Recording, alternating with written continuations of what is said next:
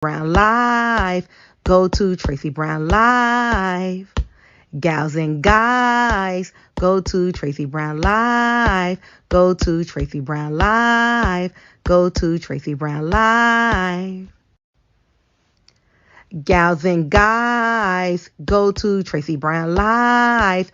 Go to Tracy Brown Live. Go to Tracy Brown Live. Gals and guys, go to Tracy Brown Live. Go to Tracy Brown Live. Go to Tracy Brown Live.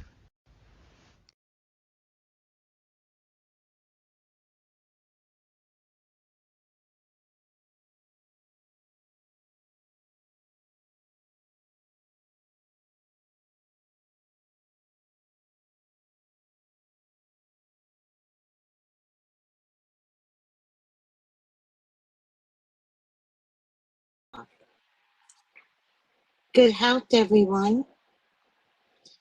We are here to, let me just do a mic check. We are here to, okay, great. That's a great mic check. We are here to finish out the book, Conversations with God.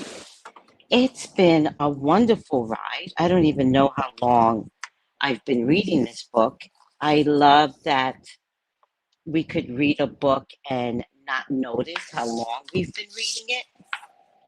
And that is certainly what has happened with this book. So, Conversations with God. It's been enlightening. I have been very, very annoyed with Neil. There are several volumes, though. So, I'm thinking Neil would have gotten much better in the subsequent volumes. This was his first introduction to the metaphysical world, and he was talking directly to God. So he's very blessed to have had that experience, um, even though some of us are well beyond the lack of understanding. And so I think that got annoying to me. But if I would have read this book 20 years ago, I would have loved it. Um, in the beginning of my book series, I started out with, what's the name of that book? Embraced by the Light. And 20 years ago, you couldn't tell me that this book didn't change my life. You could not tell me that. But as I got more in my metaphysical world, I realized that the book was made with some personal inferences, that everything was not of God in the book. And so I got really annoyed with the book. And also, I won't suggest the book to anyone because I just want to make sure that something that I read is not about religion. So I'm not going to offer it up if it's religious based. And that's what I found. Now, is it her fault? No. That's all she knew was Catholicism, even though Catholicism really hurt her people. I believe in Canada, and I believe it was in Canada. And she looks white, but she's of Native American heritage, and so she's one of those many kids that were stolen by. Maybe I shouldn't be. I believe it was the Catholic Church or Presbyterian. Who knows? They pulled back the same, and was treated poorly at the church, at the school. They were stolen. And when I mean stolen, they convinced the parents that these kids relocating to these schools was in their best interest. So that was some bullshit. In any case, um, the series is still there, but as I finished the series, I just got more mad. I was like, oh, this is so not true. This is so not true. I did the same thing here with Neil, but less saying that's not true and more saying, Neil, get there with us. And yet God would say so many times in the book, I've explained this, I've explained this. So I love that God is like reminding Neil, you're not getting it, but guess what? I'll explain it again. And that's what I do like about the book. I don't have the patience to explain it again unless you're a 5-year old. But if you're an adult and I'm like, we talked about this already. And then if you add to it, like, yeah, I know, I'm like, oh, no, no, no, you don't get to constantly hijack a conversation. Sometimes you're going to have to go out there and have an experience. But if you don't understand, I'm good. So I love that God stayed with Neil, right? I also think that Neil was very blessed to have these conversations with God. I don't know about you, but I would love to have these conversations with God. Um, and I feel like I do have conversations with spirit. I'm not always sure if it's God, but maybe it's all one and the same, right? Maybe that's the cool part, that the spiritual world is of God. So let me say hi to everyone. Hi, Rhonda. Hello. Lisa D. Grand Rising to everyone. Yay. Kathy, blessed morning. Tracy, I purchased Conversations with God. That's so funny. 1, 2, and 3. That's hilarious. That's hilarious, Rhonda. I was actually thinking about privately reading volume 2. I think God is like, you need more. You're so blessed. I do have conversations with God, even if it's with myself. No, there's no such thing as having conversations with God, even if it's within myself. You're just having conversations with God. So just accept it, Kathy.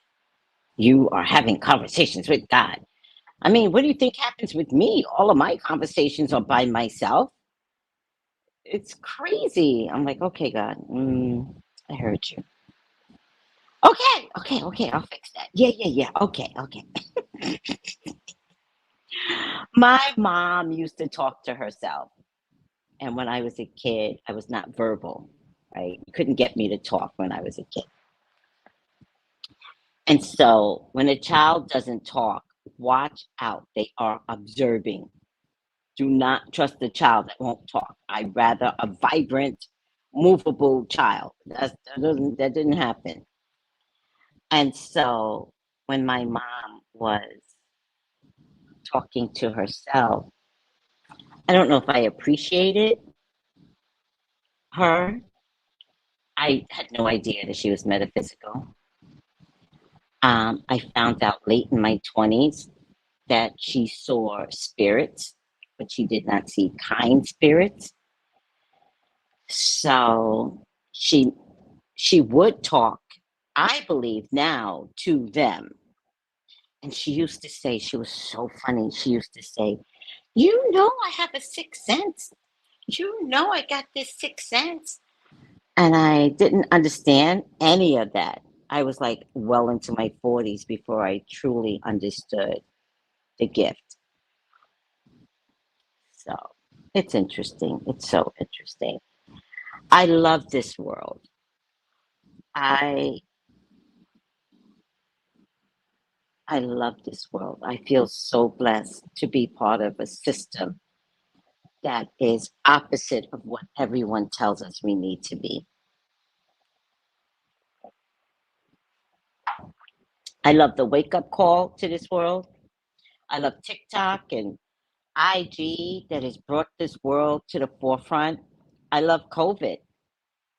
COVID had to take a lot of people, but COVID woke us up. And shame on others who is going back to a system that made them feel miserable. Now, the least you can do is come into the metaphysical world. You don't have to change the system that you're in. I'm not asking you to quit your jobs. I'm saying get into the metaphysical world. Your job will feel much better to you. Amen, says Kathy. Amen. Thank you, Tracy. Oh, you're so welcome. I'm so excited for you, Rhonda. Okay, we are going to finish this book today. So excited to finally finish. I don't know how many weeks I've been doing this. We're on page 200. All right. And we're going to start with what makes you think infinity goes only one way? Let me see. Is that Neil or God?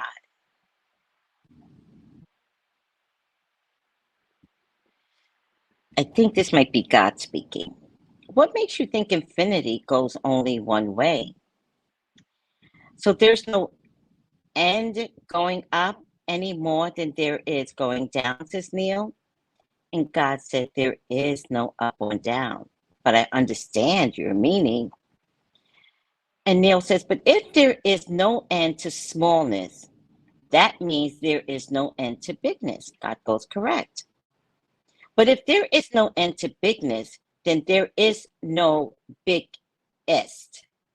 That means, in the largest sense, there is no God. Or perhaps, says God, all of it is God, and there is nothing else. God says, I tell you this, I am that I am. Do you guys remember Popeye? Always reminds me of Popeye. I want to know what the connection is between Popeye and God. I am that I am, and you are that you are.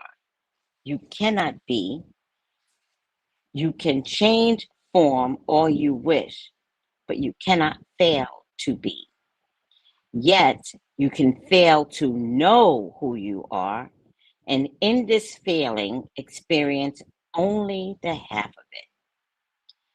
And Neil says, that would be hell. Exactly. Yet you are not condemned to it. You are not relegated to it forever. All that it takes to get out of hell, to get out of not knowing, is to know again. There are many ways and many places, dimensions in which you can do this. You are in one of those dimensions now.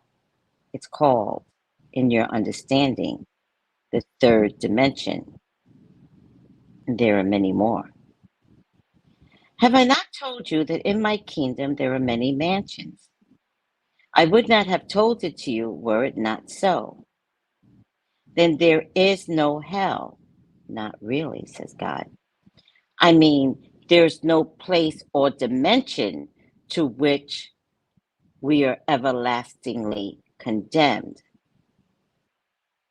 What would be the purpose of that, says God? Yet you are always limited by your knowingness. For you, we are a self-created being. You cannot be what you do not know yourself to be. That is why you have been given this life, so that you might know yourself in your own experience. Then you can conceive of yourself as who you really are and create yourself as in your experience. And the circle is again complete, only bigger. And so you are in the process of growing, or as I put it throughout this book, becoming. There's no limit to what you can become. Neil goes, you mean I can become, dare I say it, a god? Just like you. See, this is where Neil upsets me. I'm going to calm down, but this is where Neil upsets me. Why would you want to be a god? Can't you see how big the responsibility that God has just being God, Neil? Oh my God. All right, I'm going to let God answer this. You mean I can even become, dare I say it, a god, just like you? And God goes, what do you think? And Neil goes, I don't know. And God goes, until you do, you cannot. Remember the triangle, the Holy Trinity, spirit, mind, body, conceive, create, experience. Remember, using your symbology. Holy Spirit equals inspiration equals conceive. Father equals parenting equals create. Son equals offspring equals experience. The Son experiences the creation of the fathering thought, which is conceived by the Holy Ghost. Can you conceive of yourself as one day being a God? And Neil goes, in my wildest moments. Good, says God. For I tell you this, you are already a God. You simply do not know it. Have I not said, ye are gods? Let's ponder that for a moment.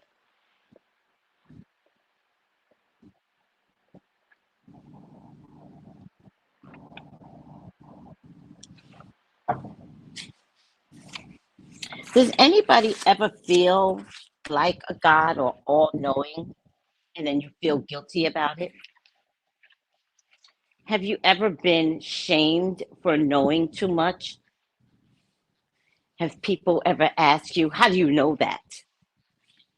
And you're like, "Oh, I just do. Have you ever gotten into trouble because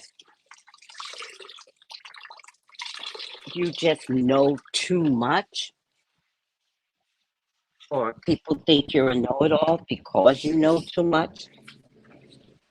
Do you then feel guilty about knowing too much and so you shrink yourselves?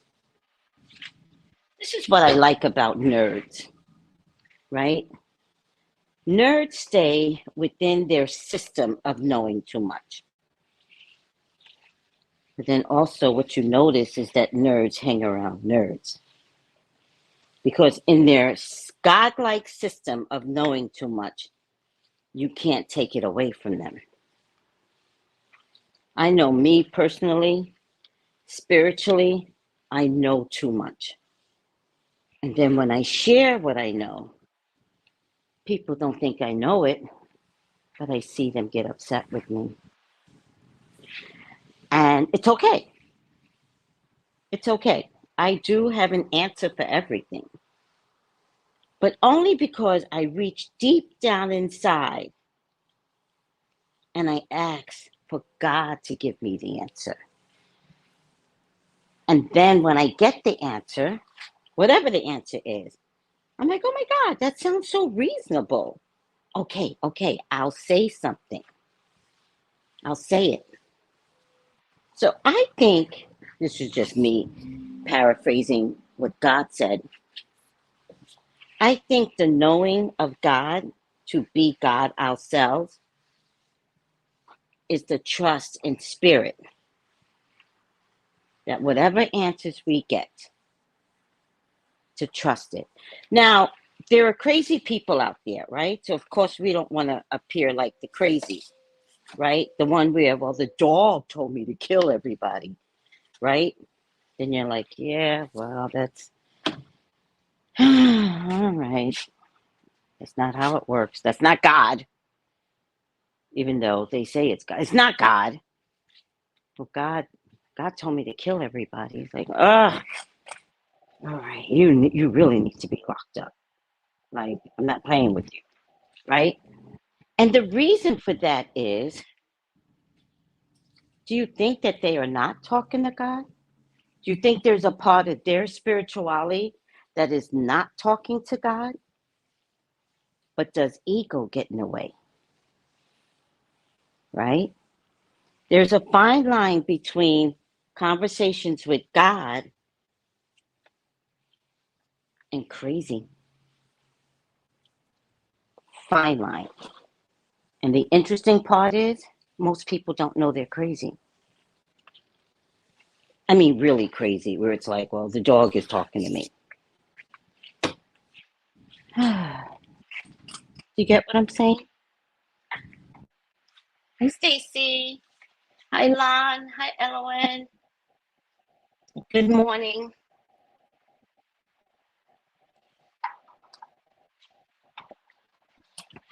All right. You know you've been having conversations with God. You're just afraid to tell people. I wouldn't be so quick to tell people either.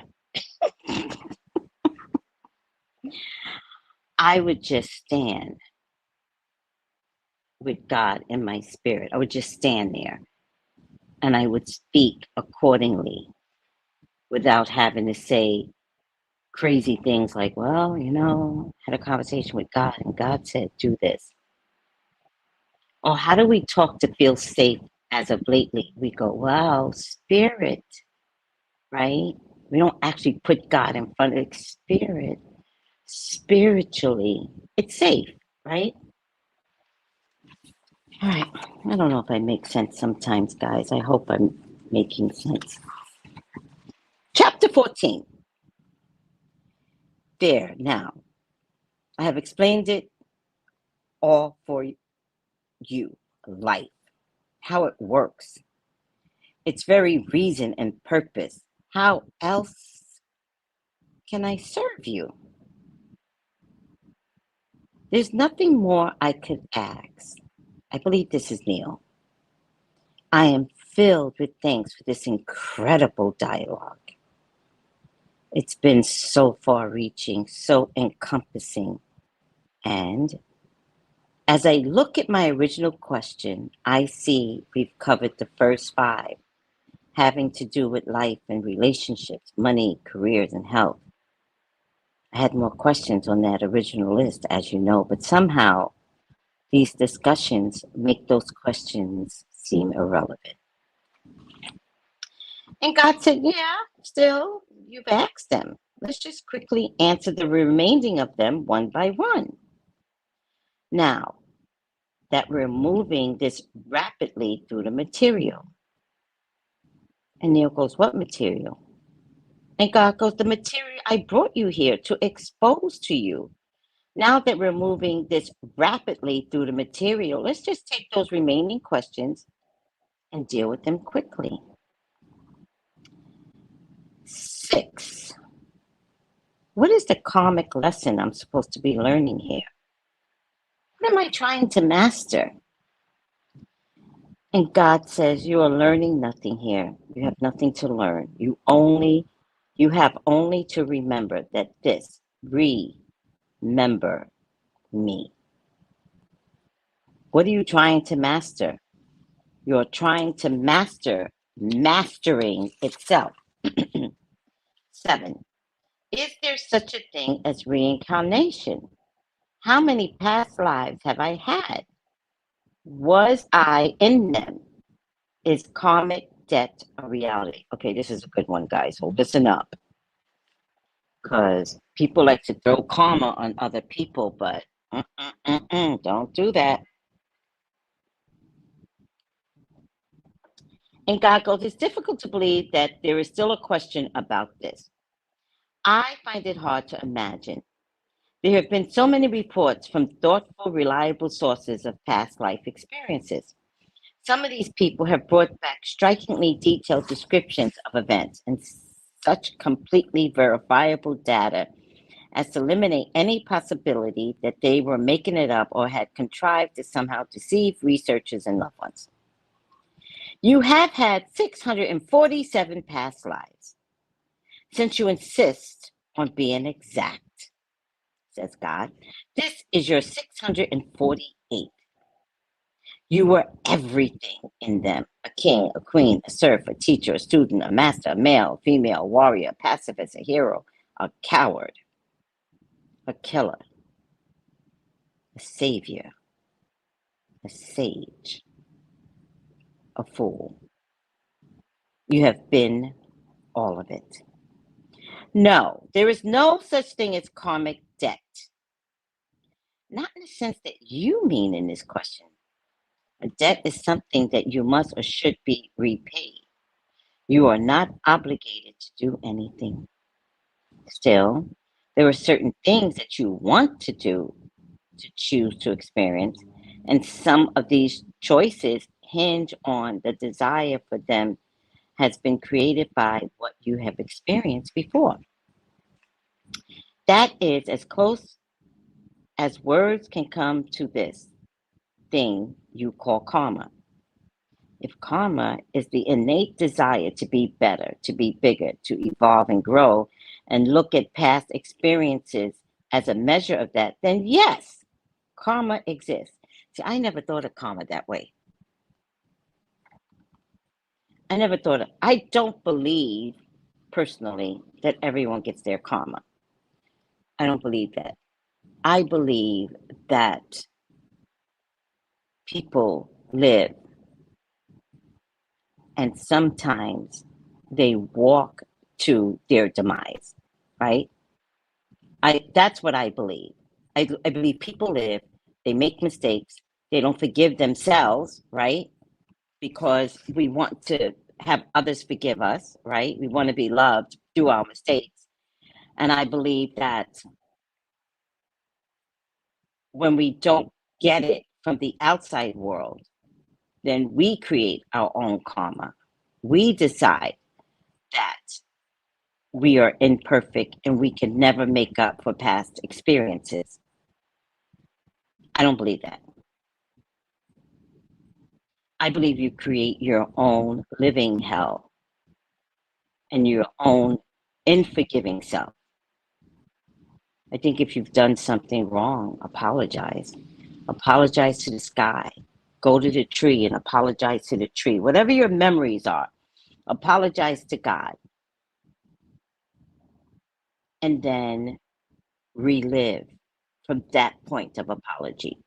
And if something comes up where you're like, oh, damn, I feel like I did this wrong, God, apologize to God, the universe, the trees, the sky, the clouds. Fuck it. Apologize to the little fucking lizards that are out there. Just apologize to something. And then start living again from that apology. The thing about the apology I learned is that you don't have to apologize to the person. That's what I've learned. You apologize to the person because of them revisiting the experience they had with you. And that's why you apologize. You're like, okay, that made you, whatever I did, I'm sorry, right? The minute you say I'm sorry, you erase all karma, period. So some of you adults that have children, when your children come to you and when your children say, didn't like that about you when I was 10, don't get on the defense. Just say to that kid, you're right, I'm sorry. You know what I've noticed? People don't really want to hear the apology. That's the funny part. But you're still apologizing for two people, you and them. Now, what if they're no longer around, right? What if a memory comes back and you're like, man, I don't think I was a good person back when I was communicating with that person. What yesterday? Okay, yesterday. Oh my God. I went to the post office. And as of lately, when I see homeless people, I always talk to God and I go, God, please do not let them ask me for money. I don't know why I've been doing that lately, but this is honest Tracy, right? And sure enough, if I say that, the homeless people, they don't even see me. So yesterday, I was sitting in my car trying to package my oils and get them out at the UPS. And the homeless man came up and he made a beeline to me. His eyes, not physically, made a beeline and he just stood there. And I said, God, please do not let him ask me for money. So I got out the car. He didn't ask me for money because that's one of my rules. One of my rules is ask, right? I've got these weird rules inside my head. Don't listen to me, but they're just crazy. So he didn't even look at me. And I was like, oh, thank you, God. I paid for the oils to be shipped. I came out and I see him asking a woman for money.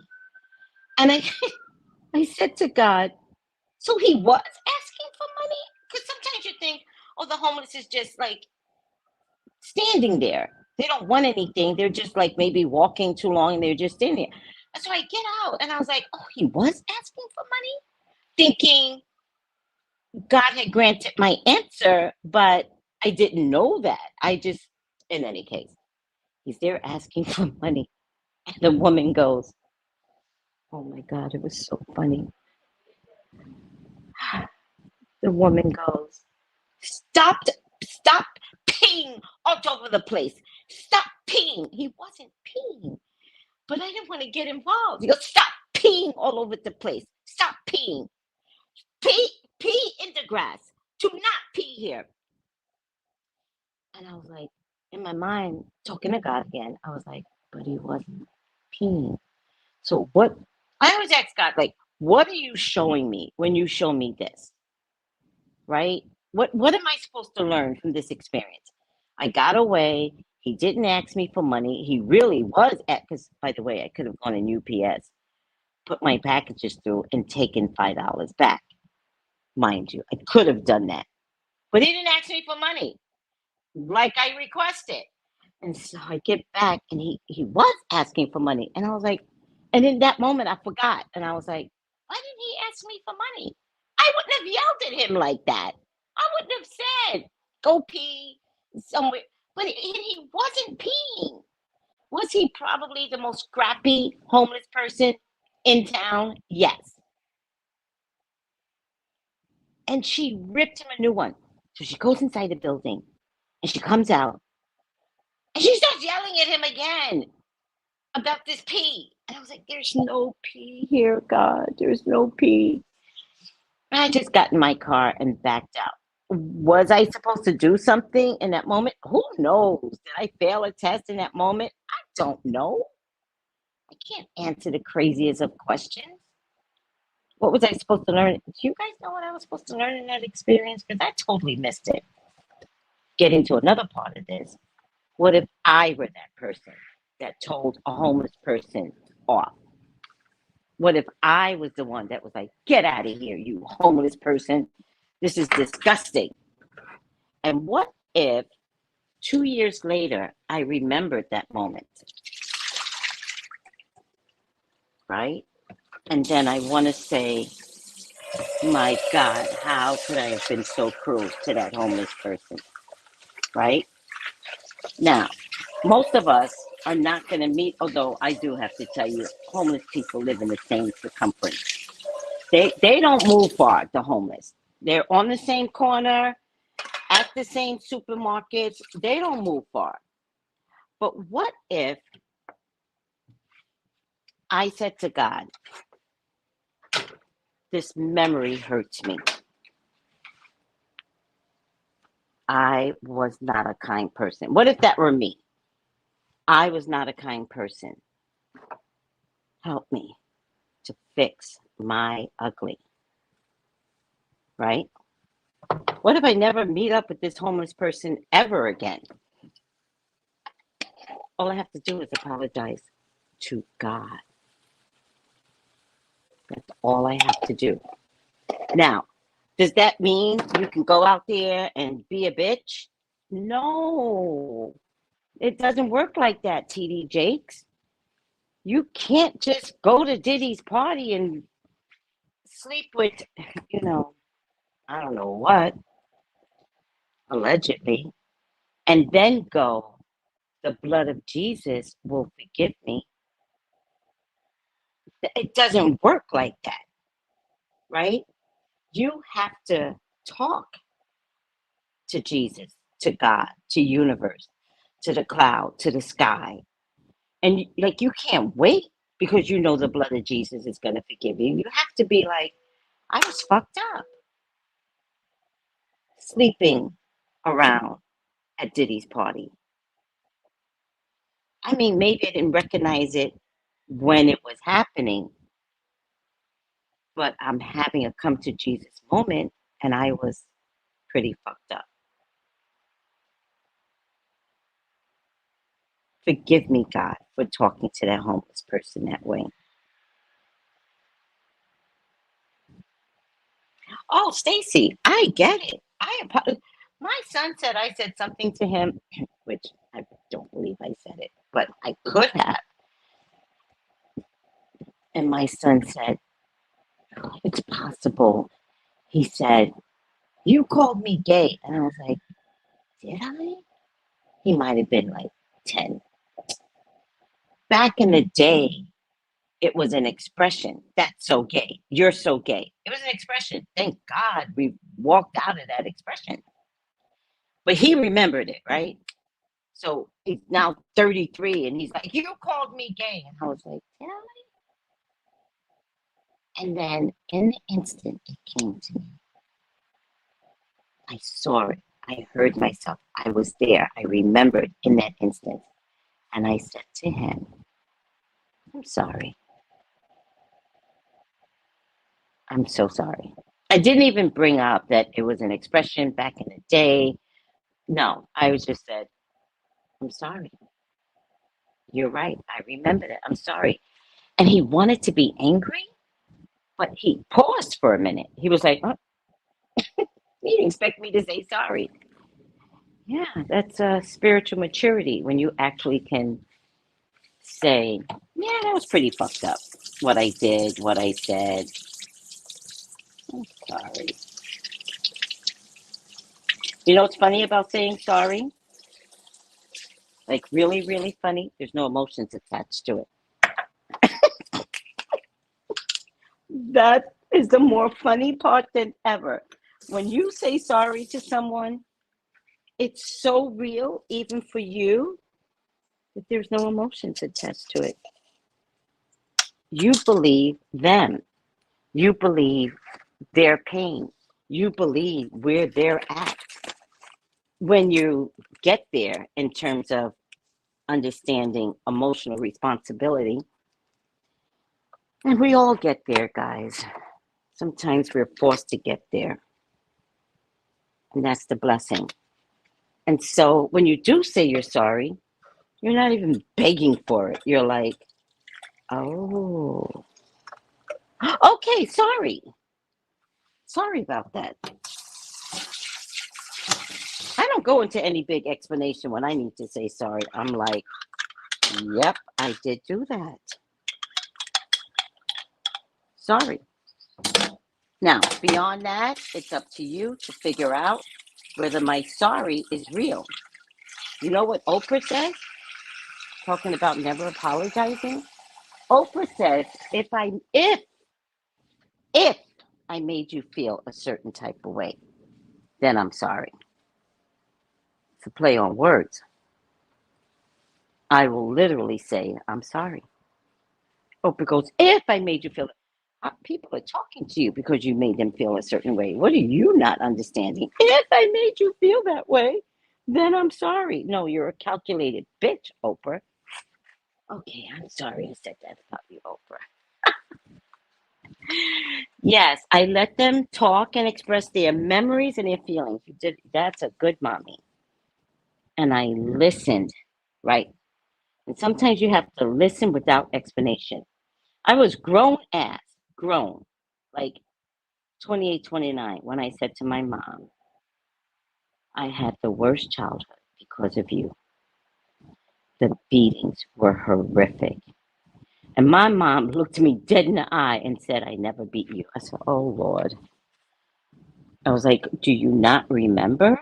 And she goes, "It never happened." And I said, "Okay." Never brought it up again. Now, whether or not she had a different reality than mine, you can't make this shit up. I just thought, I don't know if I'm going to stay angry with her because she needs to hide how badly she treated me. That's the way I felt. And I was like, I'm just going to let her hide in it. I don't care. I need to move on. I need to get mentally healthy. And I don't need her to acknowledge. What I understood in the moment was that I needed to tell her that I knew what she did. I didn't need her acknowledgement, nor that I need her sorrow or pity for me. I just moved on. I was like, okay, we're good. You good? I'm good. All right. Moving on. So God said you had 647 past lives. This is your 648. There's no such thing as karma debt. Still, there are certain things that you want to do, choose to experience, and some of these choices hinge on the desire for them has been created by what you have experienced before. That is, closest words can come to this thing called karma. If karma is the innate desire to be better, to be bigger, to evolve, and to grow, and to look at past events and experience as a measure of that, then yes, karma exists. Now, this reminds me, but it does not require, nothing is ever required. You are, as always, you have ever been, of being a free choice. So this reminds me of something that was put in group. Let me just read that again. There's no such thing as karma debt. A debt is something that must or should be repaid. Still, let's see. If karma is the innate desire to be better, to be bigger, to evolve and grow, and to look at past events, experiences as a measure of that, then yes, karma does exist. So karma exists to be better. You guys should write this down. Karma exists to evolve. Karma exists to grow and to look at past events and experience as a measure of that, meaning to grow. So, what if we took the word karma and switched it up to grow? So, someone put in group feed, it's very profound. I don't know if everybody got it, but I got it. Let me see if I can find it now.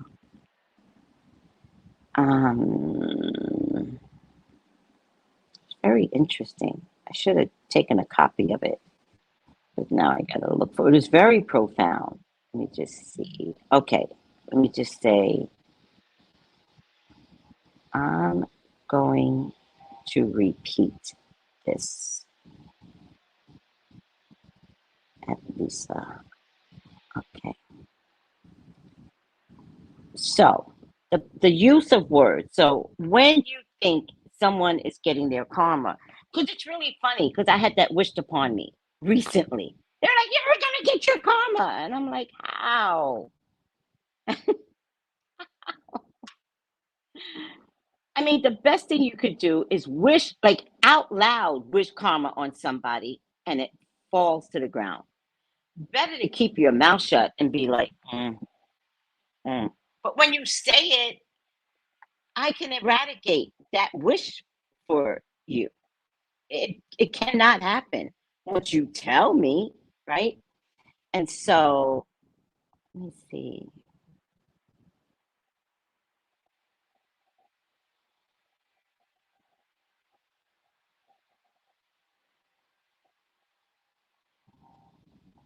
Okay, so it has something to do with the plant nettle, which I have some, and I just made some nettle, oregano, thyme tea this morning. I just made it. So it says, you are able to energetically separate yourself from others. Use nettle to defend your space and your personal energy field. Because of the connection with spinning and weaving to nettle, this is a wonderful plant to turn to when you want to weave your own power words. Power words are incredibly easy. and effective tools to use in a situation where you would like to protect yourself energetically, emotionally, and mentally. Words like love, um, I believe, or peace are still great power words, but there are many more. Often, your power word is the opposite to what is happening. If someone is irritating you, your power word could be calm. If you're being drained, focus on the word invincible. Whereas if feeling dark, concentrate on the word light. You can repeat the word silently over and over if this helps you to focus.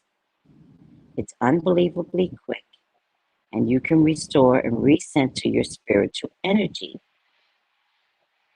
reset your mindset, reset your emotions in a few minutes. And then, as validation, because I always kind of like expect validation. In the book, it says the same thing about karma. So, for one, never wish karma on anyone.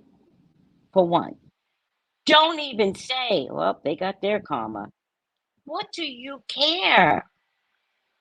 Leave it alone. But if karma is the innate desire to be better, right? Isn't that what we expect?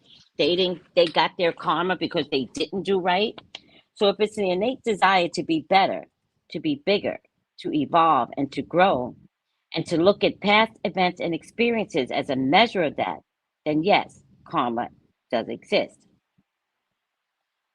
So when karma shows up like it did for me recently, oh my God, I was so tickled black because, like the power of words, I know how to turn that around. And so when it was thrust upon me, I was like, cancel their words and God, let me be better. Cancel their words and God, let me be better. Although I was not given grace for anyone to acknowledge that better can come, which I found that interesting. I was like, there's a belief system in all of us, not just what happened to me. There's a belief system in all of us that someone cannot change. But I turned it around immediately. I was like, cancel that ugly, let it fall to the ground, and God, let me be better. Now, no one has to believe in me. I'm not looking to you to believe in me. I'm looking to myself to do better. Ciao. But it does not require anything. Nothing is ever required. You are always you have ever been of being a free choice. 8. I sometimes feel very psychic. Is there such a thing as being psychic? Am I that? Are people who claim to be psychic trafficking with the devil? Oh my God, I'm going to smack Neil. I'm just going to smack him. I'm so God is God talking to him because this would not turn out well if we were having a one-to-one human conversation. I'd be like, you dummy. I'm sorry. See, I still got growing to do. I fail every time. But I get back up and I try again. Because God lets me get back up and try again. All right. And he goes, yes, there is such a thing as being psychic. Jesus was a psychic. I added that. You are that. Everyone is that. There's not a person who does not have what you call psychic ability. There are only people who do not use it. Using psychic ability is nothing more than using your sixth sense. Remember I told you my mom used to say that? You know, Tracy, I've got my sixth sense. I'd be like, I know you do, Mom. I know. She was really good at her sixth sense. Um, Using psychic ability is nothing more than your sixth sense. Obviously, this is not trafficking with the devil, or I would not have given this sense to you. And of course, there is no devil to whom to traffic. Someday, perhaps in book 2, I'll explain to you exactly how psychic energy and psychic ability works. Oh, Lord. This is going to make me buy book 2. And Neil goes, there's going to be a book 2? And he goes, yes. Well, let's finish this one first, says God. 9. Is it okay to take money for doing good? Hell yeah. If I choose to do healing work in the world, God's work, can I do that and become financially abundant? Yes. I'm sorry. I'm not God. I'm answering. Fuck that. Yes. Or are the two mutually exclusive? Can I tell you something before God answers? Here's what I've learned. When I give people free readings, they never show up on time. When you give them something for free, it's never appreciated. When you give your children money, they should have to work for it, or they never, ever appreciate it. They see you as a fucking bank account. They have to work for the money, even if it's begrudgingly. I want to give money to my grandson, but I can't, because I can't figure out how to give it to him and allow him to work for it. So I stay out of the parenting business.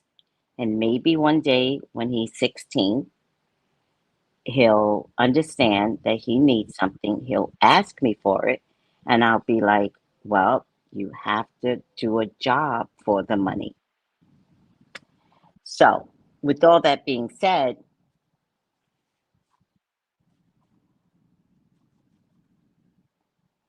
pay your psychic, pay your healer, pay your medium, pay your shamans, pay, pay, pay. Because you, as a human being, do not appreciate the work until you put it in. And then you know what else I noticed? Because this happens to me in book club. My book club is free. And I've had the worst people in book club.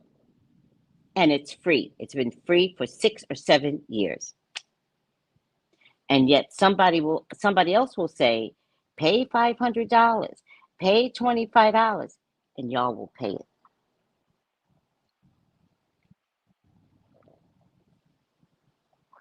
Because if it's free, it's not valued.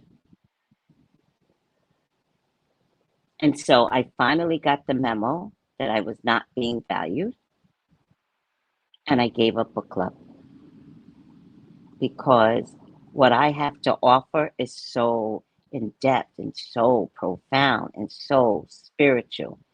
And to have motherfuckers in there not paying, trying to be like, I don't know. I was just like, give up the ghost. Like, what am I doing here? Give up the ghost. They're not the journey. I don't know. I just was like, I gotta go, guys. And working at the hotel is what made me give up the book club. And ironically, I don't work at the hotel anymore. So ironically, in hindsight, because they did ask God, what the hell am I doing at this hotel? This is, although I love working at the hotel, it was like so much fun. But I did ask God, what the hell am I doing here? And now, in hindsight, when you let time go by, the hotel got me out of the space of the book club. And now I don't participate in a hotel because the hotel did its purpose. Pay your psychics, people. Is it okay to take money for doing good? And God goes, I already covered this. Oh, he didn't answer. Huh. When did he cover this? All right, 10. Is sex okay? Oh my God. All right. before God answers, let me tell you something. Stop being celibate, you crazy ass women. Get a penis inside of you. Fuck everybody if they see you as, oh, she has a lot of boyfriends. Yes, I'm getting plugged. No different than a man goes out there and cheats on his wife. You are allowed to be a sexual being. You are allowed to be respected. You are not a hoe because you have sex. I tell my clients all the time, like, Tracy, I'm celibate. Why? Because I've been so hurt in the past. Oh, fuck that. Go out and have sex. Nothing feels better. All right. But I don't mean to have like unsafe sex. There's a lot of diseases out there and whatever. Is sex okay? Come on. What is the real story behind this human experience? The human experience is that God gave us sex. And without sex, we can't have children. Although the doctors are trying really hard to change that narrative, but the technicality is it is the best form, best way to have children. And that's why sex is there, to get the sperm in there. All right, I'm over it. Is sex purely for procreation? No, it's a pleasurable act. Is true holiness and enlightenment achieved through denial, transmutation of the sexual energy? Oh my God. Is it okay to have sex without love? Yeah. Is just the physical sensation of it okay enough as a reason? Yes. All right, now this is God talking. Of course, sex is okay. Again, if I didn't want you to play certain games, I wouldn't have given you the toys. Do you give your children things you don't want them to play with? Play with sex. Play with it. It's wonderful, fun. Why? It's just about the most fun you can have with your body if you're talking of strictly physical experiences alone. But for goodness sake, don't destroy sexual innocence and pleasure and the purity of the fun, the joy by misusing sex. Don't use it for power or hidden purpose, for ego gratification or dominion, for any purpose other than the purest joy and the highest ecstasy given and shared, which is love. And love recreated, which is new life. Have I not chosen a delicious way to make more of you? With regard to denial, I have dealt with that before. Nothing holy has ever been achieved through denial. Yes, desires change as even larger realities are glimpsed. It is not unusual, therefore, for people to simply desire less or even no sexual activity, or for that matter, any of a number of activities of the body. For some, the activities of the soul become foremost and by far the most pleasurable. That means if you're trying to grow your soul, then it's okay not to have sex, but really grow your soul. Each to its own without judgment. That is the motto. The end of your question is answered this way. You don't need to have a reason for anything. Just be cause. Be the cause of your experience. Remember, the experience produces concept of self.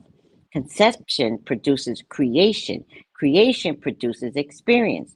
You want to experience yourself as a person who has sex without love?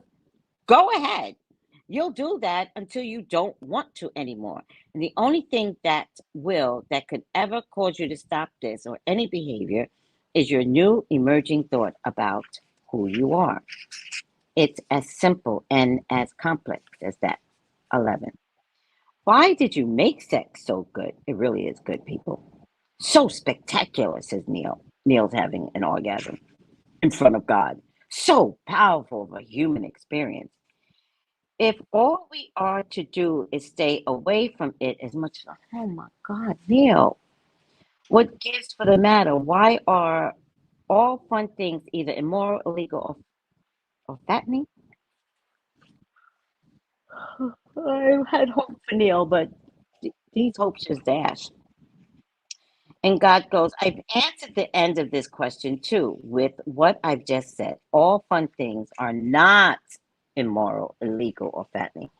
Your life is, however, an interesting exercise in defining what is fun. To some, fun means sensation of the body. To others, fun means something entirely different. It all depends on who you think you are and what you are doing. There is so much more to be said about sex than being said here, but nothing more essential than this. Sex is joy. And many of you have made sex everything else but.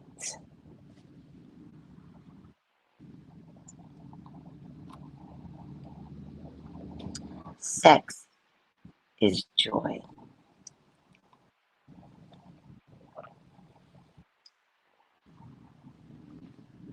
Sex is sacred too, but joy and sacredness do mix. They are, in fact, the same thing.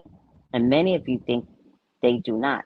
Your attitudes about sex formed a microcosm of your attitudes about life. Life should be a joy, a celebration, and has become an experience of fear, anxiety, not enoughness, envy, rage, tragedy. The same can be said about sex. That's really funny. I never knew that. You have repressed sex even as you have repressed life, rather than fully expressing with abandoned joy. You have shamed sex even as you have shamed life, calling it evil and wicked, rather than the highest gift and the greatest pleasure. Before you protested that you have not shamed life, look at your collective attitudes about it. 4/5 of the world's people consider life a trial, a tribulation, a time of testing, a karmic debt that must be repaid, a school with harsh lessons that must be learned, and in general, an experience to be endured while awaiting the real joy, which is after death. It is a shame that so many of you think this way. Small wonder you have applied shame to the very act which creates life. The energy which underscores sex is the energy which underscores life, which is life. The feeling of attraction and the intense and often urgent desire to move toward each other, to become one, is the essential dynamic of all that lives. I have built into everything. It is inbred, inherited inside all that is. The moral codes, religious constrictions, social taboos, and emotional conventions you have placed around sex, and by the way, around love and all of life, have made it virtually impossible for you to celebrate your being. From the beginning of time, all man has ever wanted is to love and be loved. And from the beginning of time, man has done everything in his power to make it impossible to do that. Sex is an extraordinary expression of love.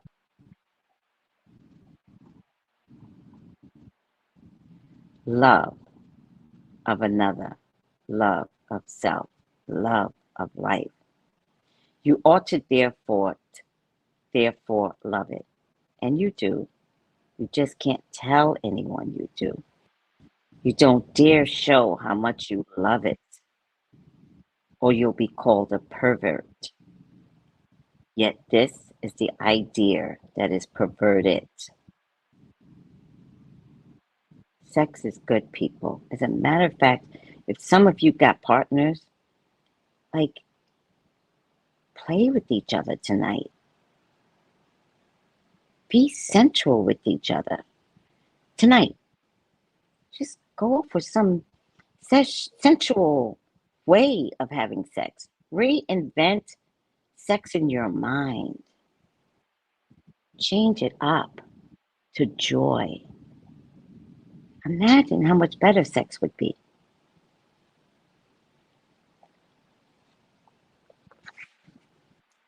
In our next book, we should look at sex much more closely, explore its dynamics in greater details. But this experience and an issue of sweeping implications, it's on a global scale. But for now, and for you personally, simply know this. I have given you nothing shameful, least of all your very body and its functions. There is no need to hide your body or its functions. Remember, Adam and Eve started out naked. There's no need to hide your body and your functions.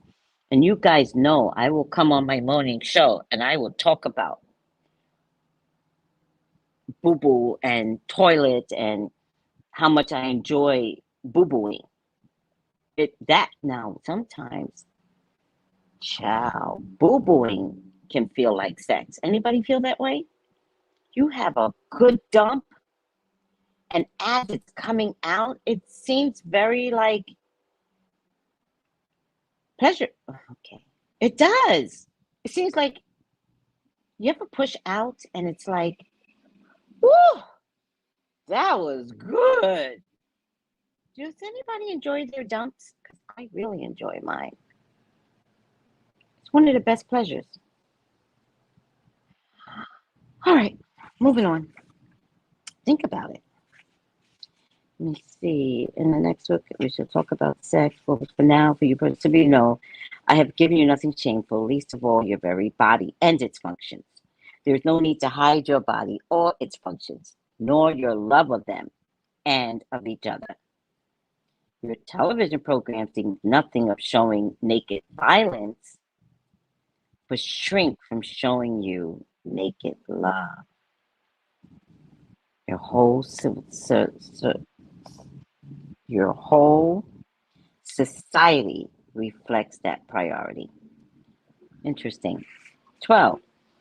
Is there life on other planets? Okay, God, I'm ready for this answer. Now, that's the question I would have asked from jump.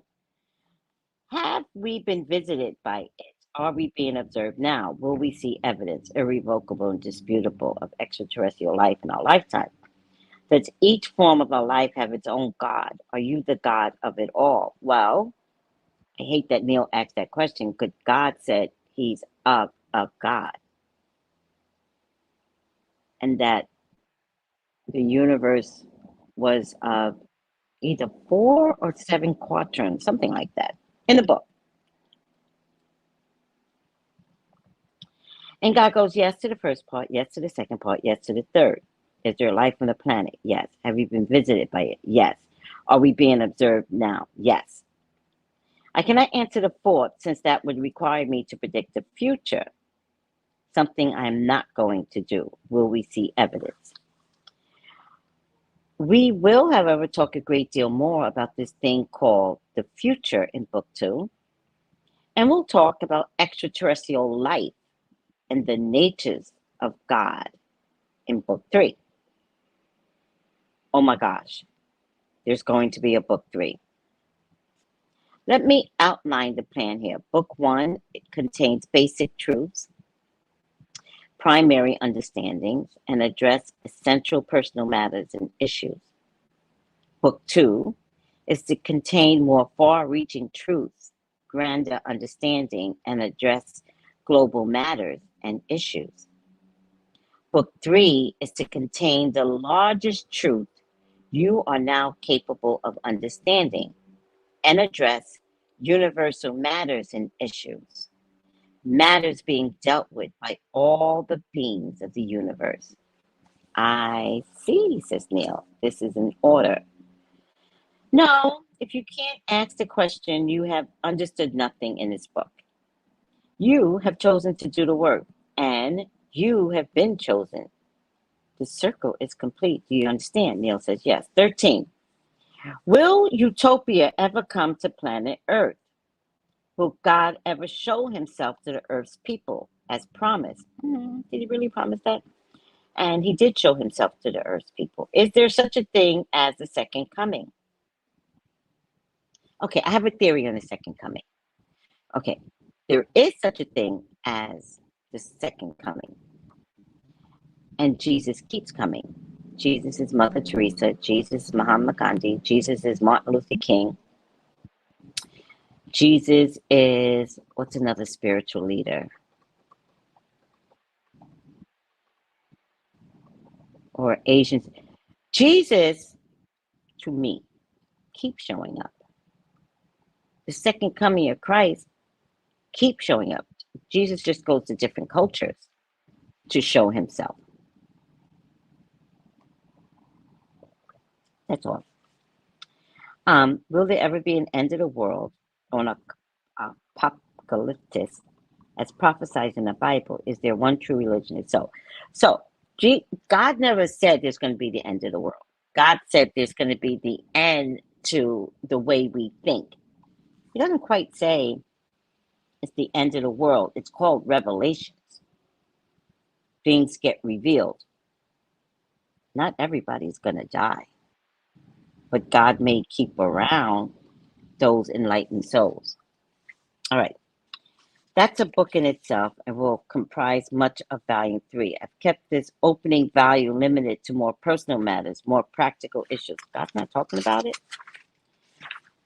I'll move to larger questions and matters of global and universal implications in succeeding installments. Is that it? Is that all for now, Sis Neil? Are we to speak no more here? God goes, you miss me already? And Neil goes, I do. This has been fun. Are we quitting now? And God goes, you need a little rest. And your readers need a rest too. There's a lot here to absorb, a lot to wrestle with, a lot to ponder. Yeah, take some time off, reflect on it, ponder it. Do not feel abandoned. I'm always with you. If you have questions, day-to-day questions, as I know you do, even now, we'll continue. Know that you can call on me to answer. You do not need to form. You do not need the form of this book. This is not the only way I speak to you. Listen to me in the truth of your soul. Listen to me in the feelings of your heart. Listen to me in the quiet of your mind. Hear me everywhere. Whenever you have a question, just simply know that I have answered it already. Like the homeless guy, I was like, God, please don't let him ask me for money. And God was like, fine. And he totally ignored me. You're welcome, Rhonda. This is not only the way I speak to you. Listen to me in the truth of your soul. Listen to me in the feelings of your heart. Listen to me in the quiet of your mind. I get most of my answers from God 3 o'clock in the morning. 3 o'clock in the morning. And I'm like, why am I up, God? And sure enough, the information comes flooding in. Hear me everywhere. Whenever you have a question, simply know that I have answered it already. Then open your eyes to the world. My response could be in an article already published. Oh my God, this is so true. And the sermon already written, about to be delivered. And the movie now being made. And the song just yesterday composed. And the words about to be said by a loved one. And the heart of a new friend about to be made.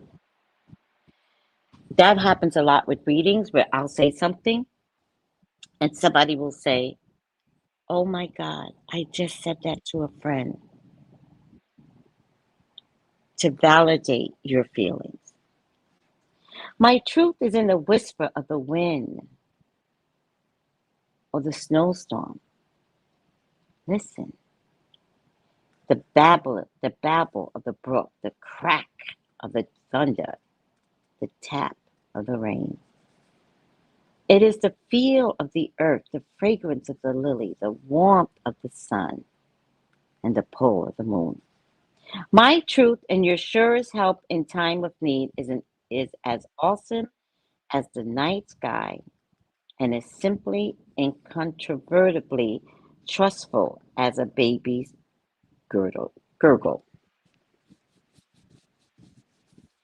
It is as loud as the pounding heartbeat, and as quiet as breath taken in unity with me. God says, I will not leave you. I cannot leave you, for you are my creation and my product and my daughter and my son, and you're my purpose, and you are my self. Call on me, therefore, wherever and whenever you are separate from the peace I am. I'll be there with truth and light and love. The beginning. That was nice.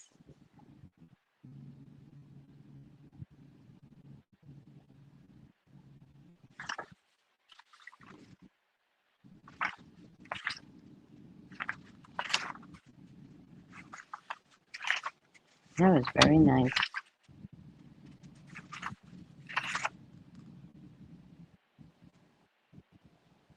All right, guys.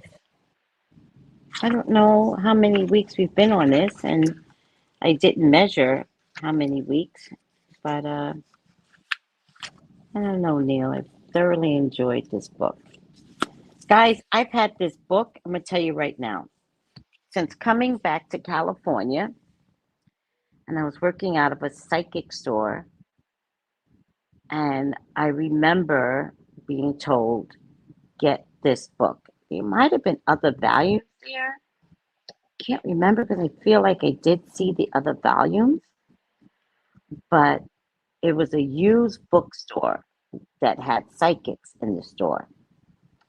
And I saw this book, Conversations with God, and I remember Spirit saying, take the book. So this book has carried me from apartment to apartment, country to country, and I've had it since 2006,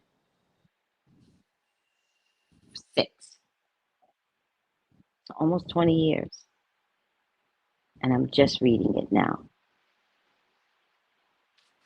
I don't think I would have been grown enough spiritually to have read this book. It's good to be 60, child.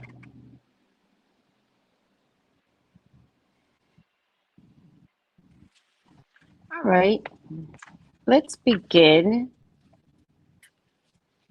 the company of prophets.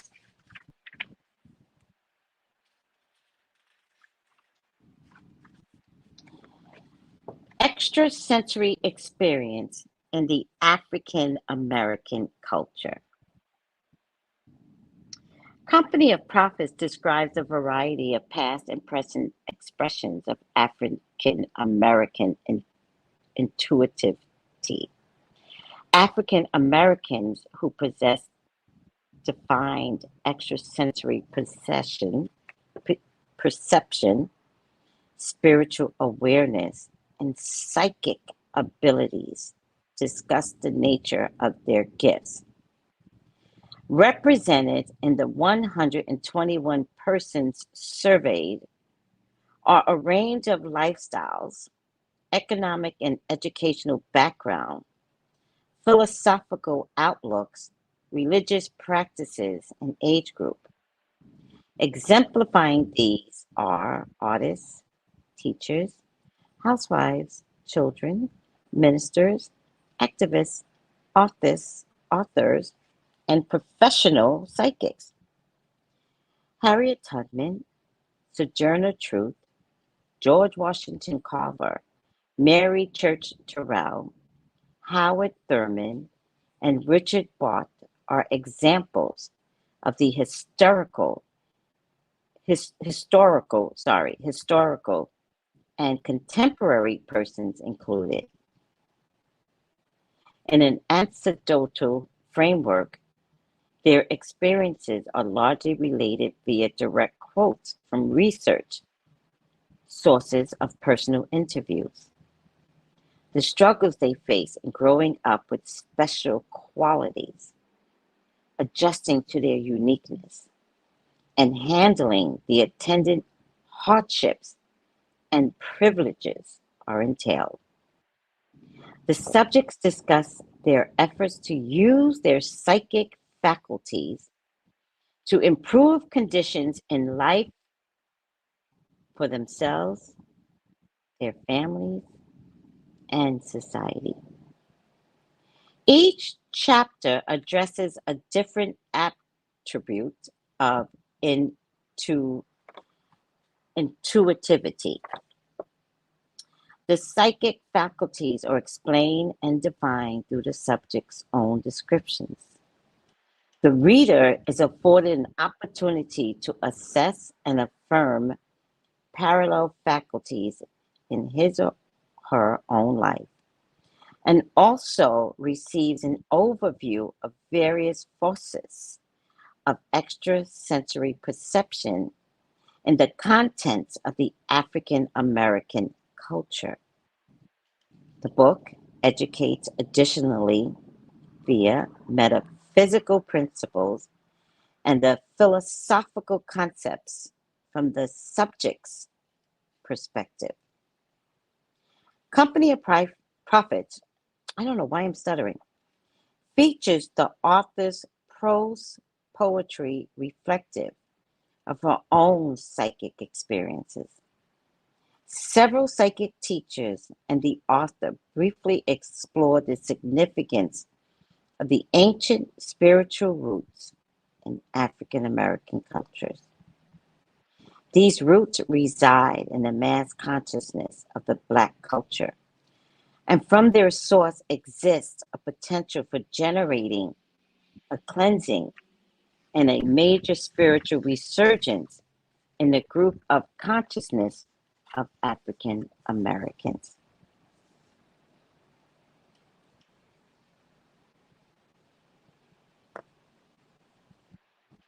About the author, one of 7 children of African American parents who migrated north from Virginia in the 1930s, Joyce Elaine Knoll grew up in East Harlem in New York City.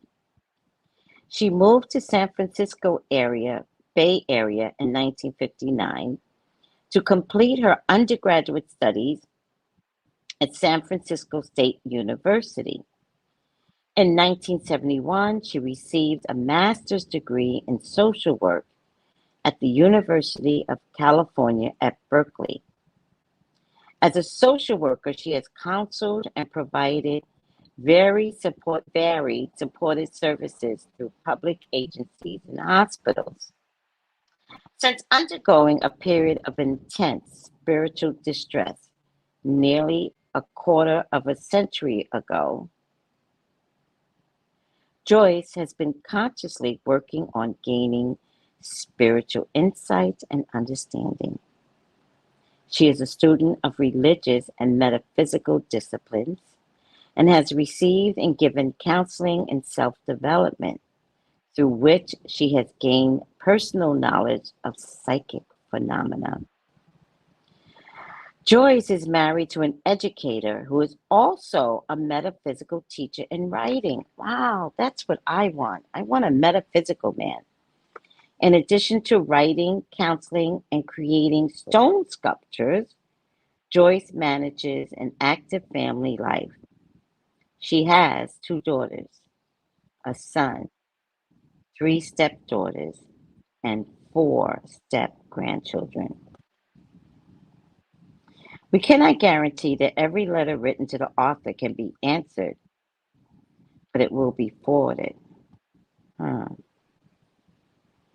author sometimes participates in seminars and workshops.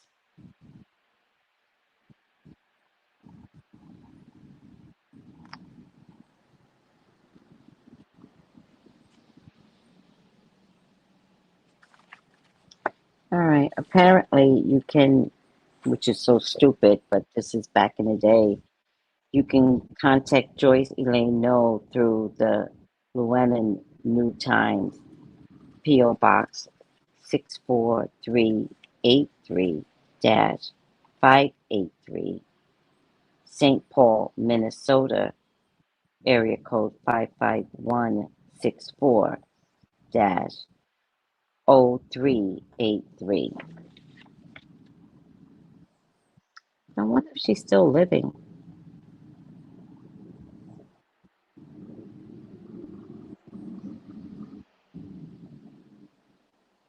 This book looks like its first publication was back in 1940.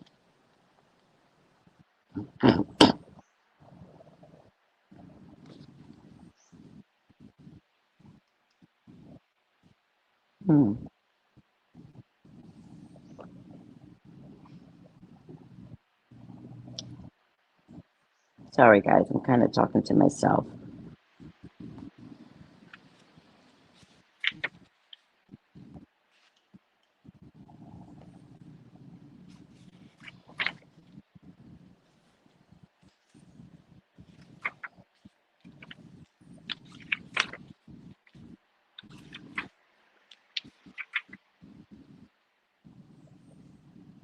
All right, I think I'm going to stop here. We will begin next week with, let me show you guys, Company of Prophets. And be patient with me, right? Because I too am reading it for the first time with you. So be patient with me as I try to navigate what this is. And we're starting with, which why wouldn't we start with children? Chapter 1 is children with power. Why wouldn't we start with children? If you look at my video last night on Jonathan Majors and whether or not the movie Lovecraft and the spirits from that movie Lovecraft helped him have DC Comics give him a $20 million deal. First of all, the answer to that from last night was yes. And then my grandson called. And what a profound, enlightening child. Not just because he's my grandchild. I think I would say this about any child if they would have come across the way my grandson came across. And so I'm excited to read Children with Power because these galactic kids, oh, good, you downloaded your copy? Yes! These galactic kids are not taking the bullshit. And these pandemic kids, I don't even know what they plan on doing. The galactic kids are paving the way. And they will pair up with the pandemic kids. So, yeah. We will read the first chapter. There's a preface first, which I'm thinking about reading, but I might read it separately to see if I want to read it. Or I might just start with the children with power. Wow. All right, guys, I'm going to end here. I think we've done a wonderful job. Kathy says, love the reading and time spent with you, all the wonderful folks. Thank you. Yes, Stacy, it's a PDF. So look up. It has to be, do not put the in front of it. That's a totally different set of books. Company of Prophets. Let me write it down so that you guys know exactly. Oh, God. Gotta deal with this. Hold on a second. Oh,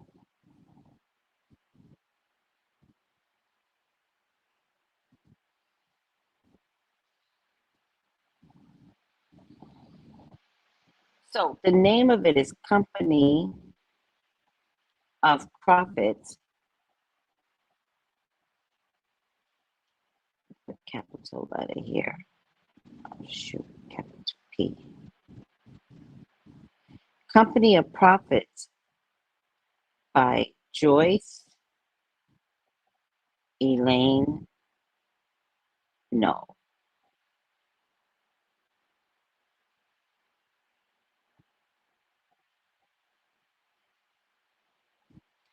Just put Company of Prophets and then PDF, and it'll show you all the examples of sites that have the PDF. And I think one of the places that I found that they had the PDF was Abe Books. Abe Books, I believe, has the PDF. So download it before they decide to start charging you all. Okay? Company of Prophets, Joyce Elaine No, and then put in PDF. Because this book is nowhere to be found. And I think it's off the market because it teaches Black folks how powerful they are. There's no reason for this to be pulled off the market. Seriously, guys. You know how they do us. There's Internet Archive that has it. wildheartbotanica.com that has the PDF only. And it says Company of Proverbs is a book that every Black and or Indigenous intuitive needs in their collection. Don't go to Amazon. They're selling it for like $400. 8 Books has the PDF. No, 8 Books has the book for $297.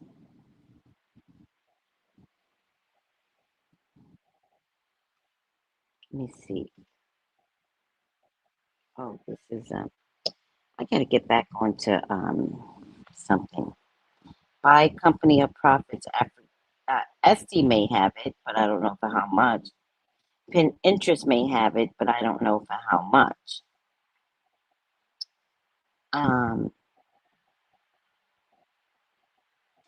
Perligo, download books online PDF. Let's see.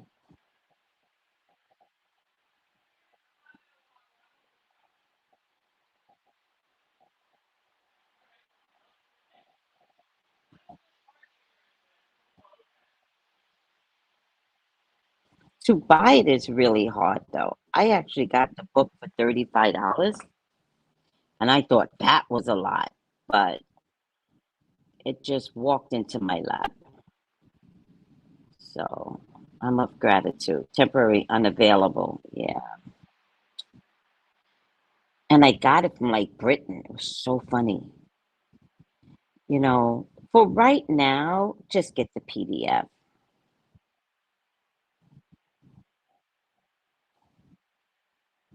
If you can't find the PDF, email me because it's here. All right. If you can't find the PDF, talk to me. I'll get it for you. And I'll send you the link. Like, here's the PDF right here.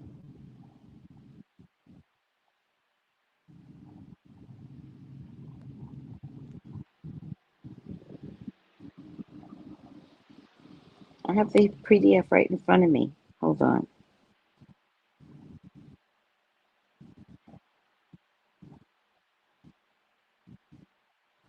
Chapter 1, Children with Power. I have the PDF right here. I got it from archive.org. You pay $73 on Amazon? That's good. What? What? I'm going to save the PDF, guys. If anybody wants it from me, just email me, tracybrownlive@gmail. Look at the scrolling. tracybrownlive@gmail. Take the PDF. Everybody wants to have the book. It's more about getting the knowledge. And this is one of those things where you get it when you can. Yes, you can download it from your laptop and print it out. Right. Or you could print out chapter by chapter. So let me see something. We could do it that way. So 1 through 35. Let's see. And I'm sure I'm not going to get through the whole chapter in one setting, right? I doubt it. So Children with Power, just download that and have the pages available to look at and put a clip on it, right?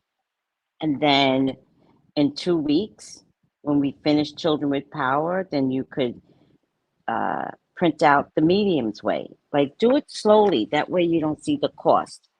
Or I have the PDF, everyone. So let me give you the PDF. It's going to be so exciting. I can't wait. I'm so excited to get through this book. By the way, this book I may have had I was in California at the time. When it was delivered to me, 2 years. I may have had it for 4 years. Yep. I just hold on to things and then I wait until God says, You must grow with your peoples. And I go, okay, I'll do it, God. Thank you, everyone. Conversations with God was very, I feel at peace. Does anybody feel at peace? This was good. This was good. And to Rhonda, who got volumes 1, 2, and 3, yeah, I may have to follow you. I may have to pick up 2 and 3 and just read it privately. I just feel like my growing, don't stop, won't stop type of thing. So I still love you guys. Don't forget, Company of Prophets. If you need me to help you with the PDF, I have it. Hold on a second. Why don't I just post the PDF? I'm so silly.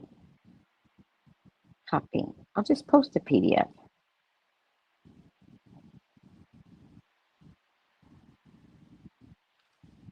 Here's the PDF, everyone. Also, if you say something in the comment section here, I can just give you the link. YouTube shows links. Don't worry, Mother of Brats. Don't worry. I found it here. We're all good. We're all working together. All right.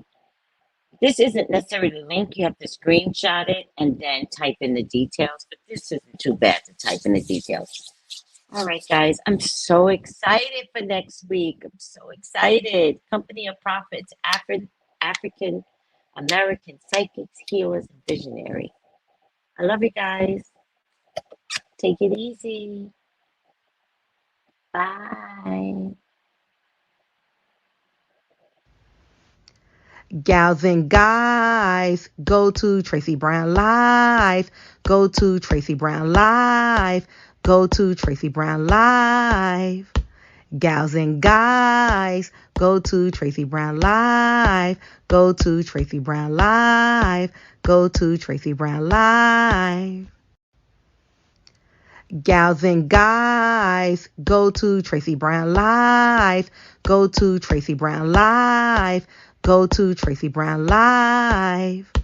Gals and guys, go to Tracy Brown Live. Go to Tracy Brown Live. Go to Tracy Brown Live.